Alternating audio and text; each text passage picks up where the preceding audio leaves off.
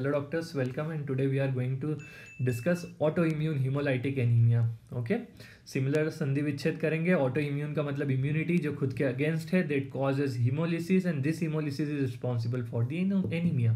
This condition is usually uncommon, इतनी ज़्यादा cases नहीं देखे जाते हैं. यहाँ पे जो ऑटो एंटीबॉडीज़ हैं, these antibodies are against the antigen on the surface of the RBC. RBC की सरफेस के ऊपर कुछ एंटीजन्स होते हैं, उनके अगेंस्ट होती है. ये एंटीजन अब कहाँ से आया, मतलब ऑटो एंटीबॉडी का प्रोडक्शन क्यों हुआ, तो इसके 3 कॉजेज हो सकते हैं. पहला आइडियोपैथिक, सो इजी, हमें नहीं पता कैसे हो गया. सेकंड लाइन में अपना क्या आ सकता है, there are certain drugs that alters the body's immunity and that can cause the production of such antibodies. The third one is altered immune response because of some malignancy or some infection. Okay, तो इसकी हम जो standard definition है अगर उसे देखें,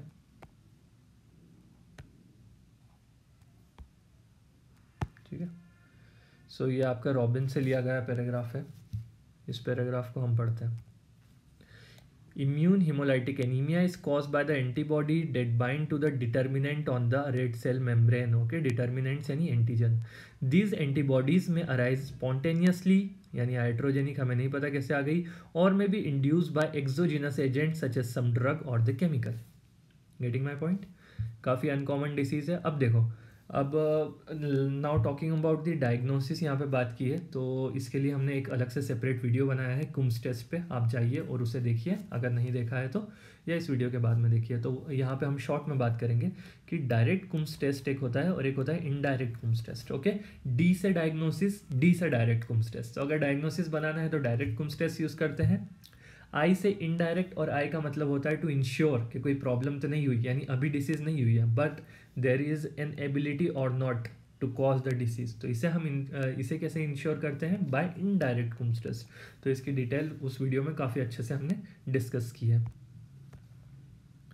then यहाँ पे क्लासिफिकेशन है, वही अभी जो हम नेक्स्ट डिस्कस करने वाले हैं, कि 2 टाइप के एंटीबॉडीज़ को क्लासीफाई किया जा सकता है, warm antibody type and the cold antibody type. ठीक, इसकी बात हम अभी करेंगे.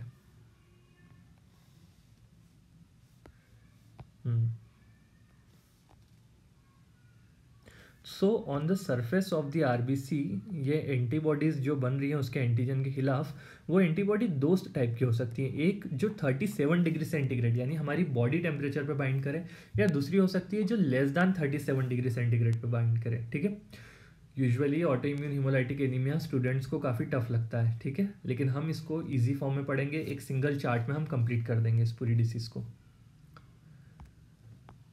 तो अब हम स्टार्ट करते हैं यहाँ से.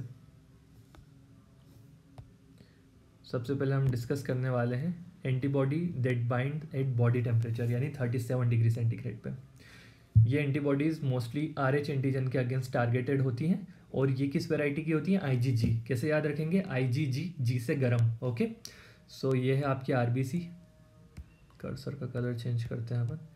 तो ये है हमारी आरबीसी. आरबीसी की सरफेस पे these are the RH antigen against which there is IgG antibody. Okay, अब यहाँ पे एक फिनोमिना होता है ऑप्सोनाइजेशन, इसको समझते हैं पहले.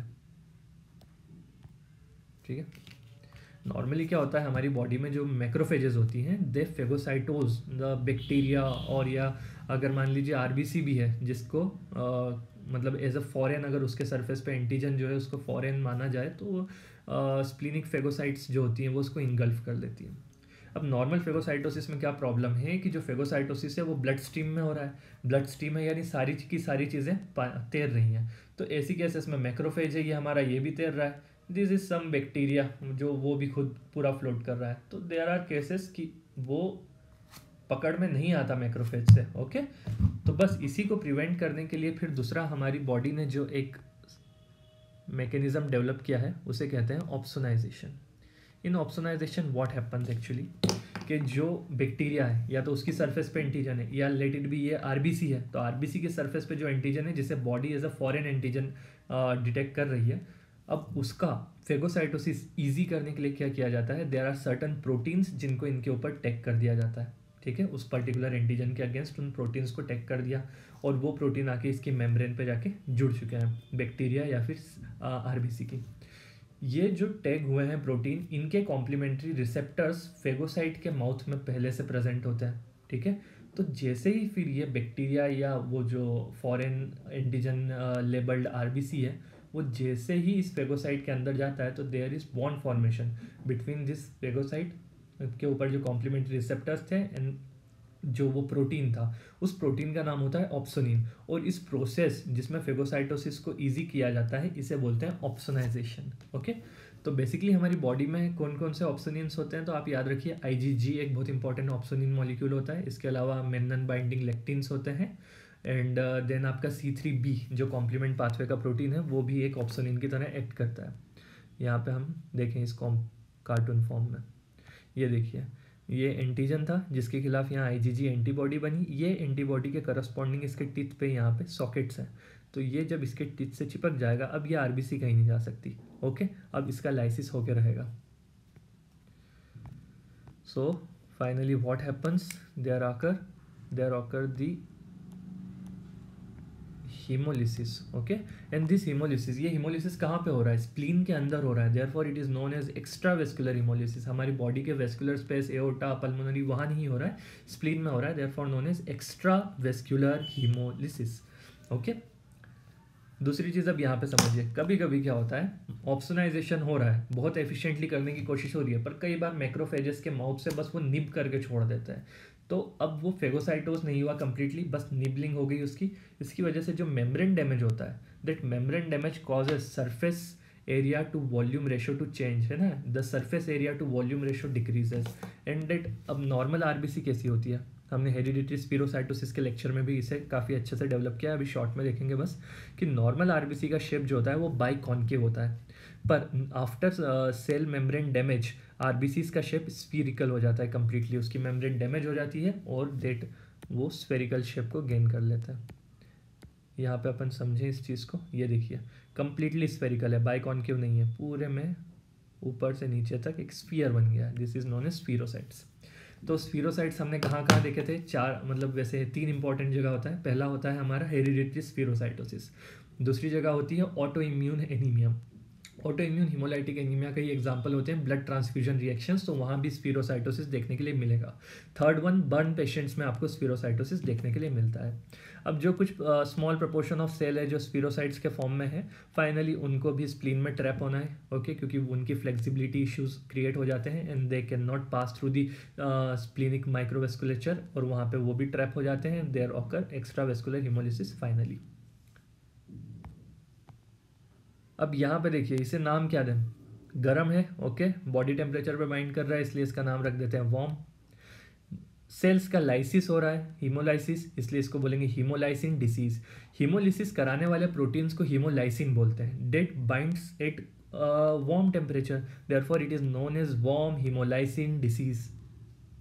व्हाट आर द कॉजेज, अगर कॉजेज की बात करें तो सबसे पहला, सबसे सिंपल, इडियोपैथिक, हमें नहीं पता क्यों हो जाता है, हो जाता है। सेकंड वन इज बॉडी ही पागल है, ऑटो इम्यून डिसऑर्डर है लाइक SLE, तो वहाँ पे हमारी इम्यूनिटी काफ़ी ज़्यादा अल्टर्ड होती है।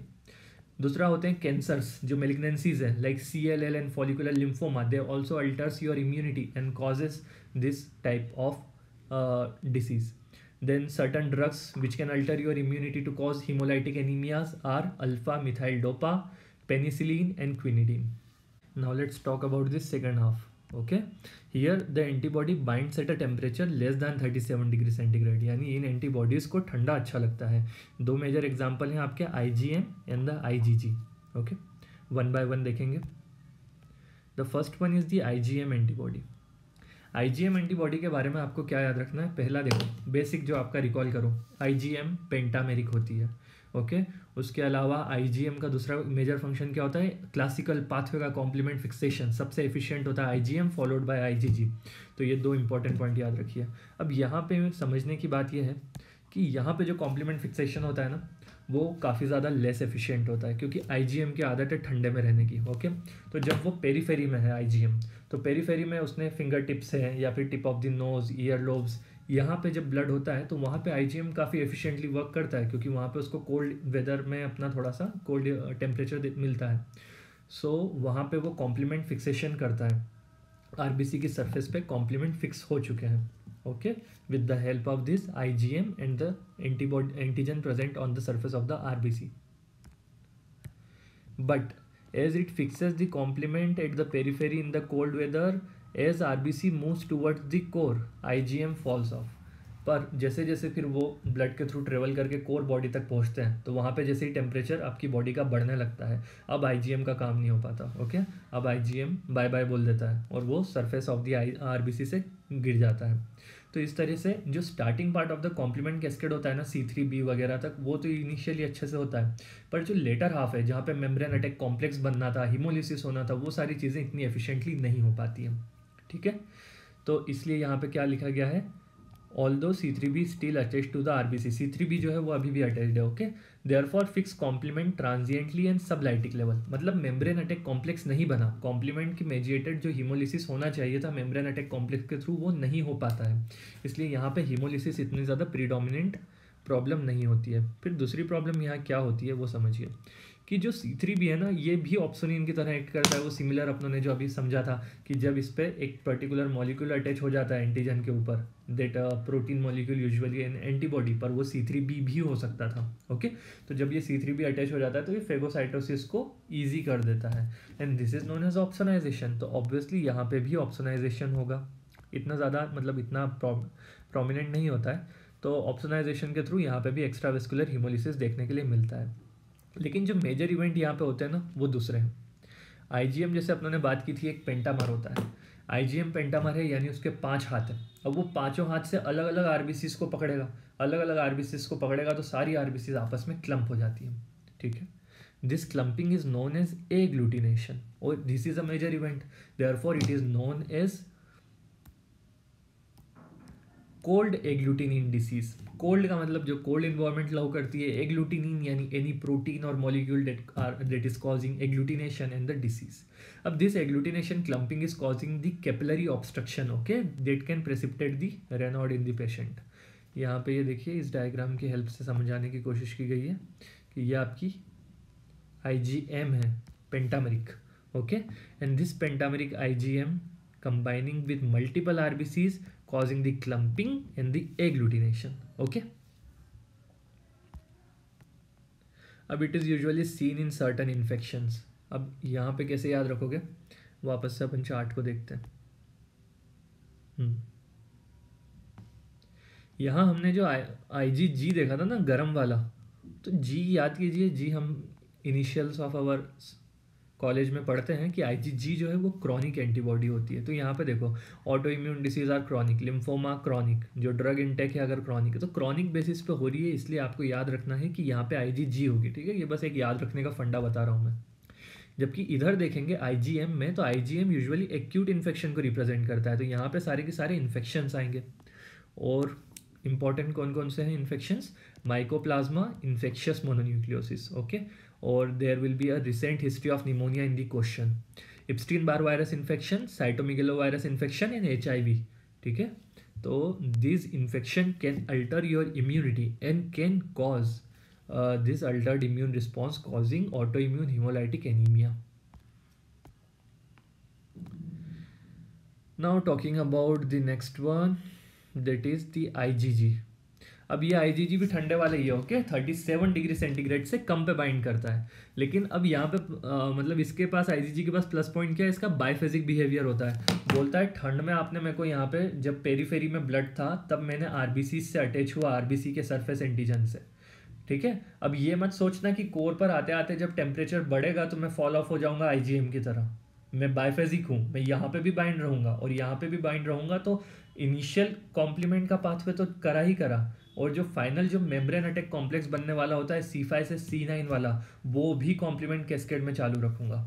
तो इसकी वजह से यहाँ पे क्या होता है, that biphasic response of the IgG which binds at the low body temperature and fixes the complement, okay, at the core temperature, and membrane attack complex is even formed. This is the membrane attack complex which is drilling hole in this the RBC and that causing intravascular hemolysis, okay।